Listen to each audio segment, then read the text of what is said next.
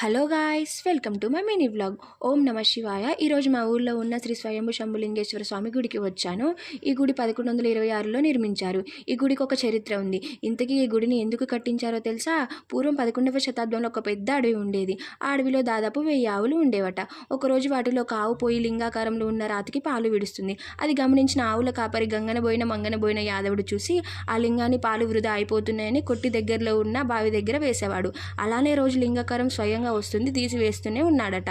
అలా 20 రోజులు పూర్తయ్యాక 21 రోజు అతని కళల్లో శివయ్య వచ్చి నేనే స్వయంగా వెలిశాను, నాకు పూజలు ప్రారంభించండి అని చెప్పాడట. అప్పుడే ఈ ఆలయాన్ని నిర్మించారు.